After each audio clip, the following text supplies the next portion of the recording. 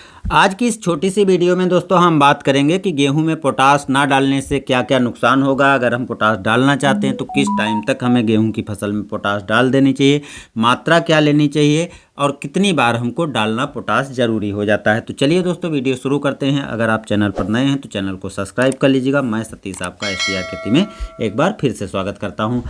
किसी भी फसल की अगर आपको अच्छी पैदावार लेना है तो मुख्य पोषक तत्व तो आपको पूरा करना पड़ेगा, जबकि गेहूं के साथ बहुत से किसान भाई ऐसा नहीं करते हैं, क्योंकि सीडील से बुआई करते हैं और DAP को डालते हैं और DAP डालने के बाद वो समझते हैं कि पोटास की कोई आवश्यकता नहीं और पोटास बहुत से किसान भाई डालते भी नहीं हैं। तो दोस्तों ऐसी गलती करने से आपका नुकसान होगा दूसरे, तो इसलिए पोटास को भी आपको पूरा करना है। अगर आप सीडील से बुआई करना जा रहे हो तो कोशिश करें कि जब अंतिम जुताई कर रहे हो तो उस टाइम पर आप पोटास डाल दीजिए, जिससे शुरुआत से जब जड़ों का फुटा होता है उसी टाइम से पौधे में पोटास पूरी हो जाए। अगर आप इस टाइम पर नहीं डाल पाते हैं, तब आप जब पहली सिंचाई 20 से 25 दिन पर कर रहे हैं तो उस टाइम पर तो आपको पोटास हर हालत में डाल देना है।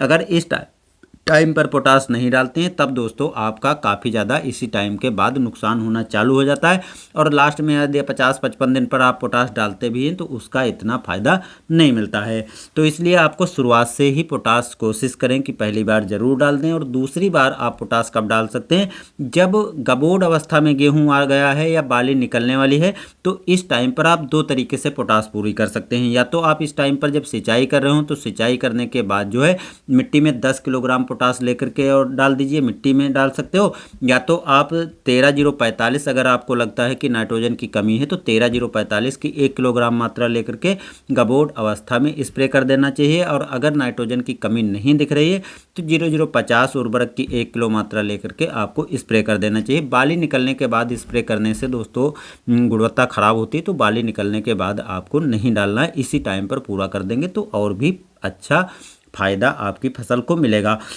क्योंकि किसान भाइयों अगर आप इस टाइम पर नहीं डालते हैं तो वो 2 बार नहीं डालते हैं तो उससे नुकसान होता है। हाँ, जहाँ पर भारी मिट्टी है तो वहाँ पर आपको लास्ट में स्प्रे करके ही पूरा कर सकते हैं। अगर आपके क्षेत्र में पोटास की कमी नहीं है, पोटास की मात्रा जो उचित है वो मिट्टी में पहले से मौजूद है। लेकिन हल्की मिट्टी, रेतीली मिट्टी वाले किसान भाइयों के सामने ऐसा नहीं होता है, क्योंकि इसमें उर्वरकें ज़्यादा दिन ठहर नहीं पाती हैं। जब आप सिंचाई करोगे तो मिट्टी में नीचे लिंचिंग के माध्यम से चली जाती हैं और जड़ वहाँ तक नहीं पहुँच पाती, तो उसमें पोटास की भी काफ़ी कमी हो जाती है। तो ऐसे खेतों में या तो आप बुआई के टाइम डाल दीजिए या तो आप पहली सिंचाई तक ज़रूर डाल दीजिए। और ऐसे खेतों में बाद में भी पोटास डालना ज़रूरी है, क्योंकि पोटास जो है मिट्टी में लिंचिंग के माध्यम से नीचे चली जाती है और पौधे को नहीं मिलती है, जिससे लास्ट में भी पोटास की कमी के कारण काफ़ी ज़्यादा नुकसान होता है। तो इस टाइम तक आप इस तरीके से पूरा कर सकते हैं पोटास को।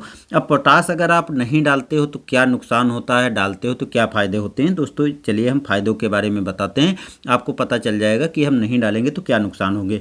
अगर किसान भाइयों आप पोटास को पूरा कर देते हैं तो पौधे की जड़ें मजबूत हो जाती हैं, जिससे फसल गिरने की संभावना काफ़ी कम हो जाती है, क्योंकि तना भी मजबूत हो जाता है, जड़ें भी मजबूत होती हैं तो फसल गिरती नहीं, गिरने से बच जाती है। और गिरने से बच जाती है तो पैदावार काफ़ी अच्छी मिलती है, क्योंकि फसल गिर जाने पर 20 से 50% तक भी भारी नुकसान हो जाता है। कभी कभी किसान भाइयों का 70-80% तक भी नुकसान हो जाता है। तो इसलिए आपको इस टाइम पर पोटास ज़रूर डालनी है और पोटास डालने के आपको ये फ़ायदे मिल जाएंगे। दूसरा फ़ायदा है कि रोग प्रतिरोधक क्षमता को बढ़ाता है। छोटी मोटी जो बीमारियां आने वाली होती हैं तो रोग प्रतिरोधक क्षमता जब बढ़ जाती है तो ऐसी बीमारी आपके गेहूं में नहीं लगती है, जिससे जो है आपको दवाओं पर भी खर्चा नहीं करना पड़ता है।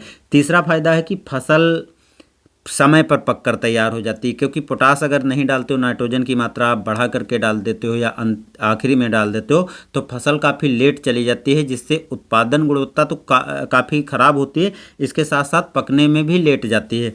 तो लास्ट में जब तेज़ हवाएं चलती हैं, गर्मी पड़ती है तो दाने सिकुड़ जाते हैं, गुणवत्ता ख़राब होती है। तो पकने में समय से पककर तैयार हो जाएगी तो ये भी एक फ़ायदा है। दाने ठोस चमकदार, दूध की मात्रा ज़्यादा बनती है और गुणवत्ता काफ़ी अच्छी होती है। तो ये सब फ़ायदे आपको पोटास डालने के मिल जाते हैं। तो दोस्तों उम्मीद करता हूँ कि आपको समझ में आ गया होगा पोटास के फ़ायदे। हमें लगता है कि इसमें मात्रा नहीं बताया, तो दोस्तों आपको लास्ट में मात्रा भी बता दें।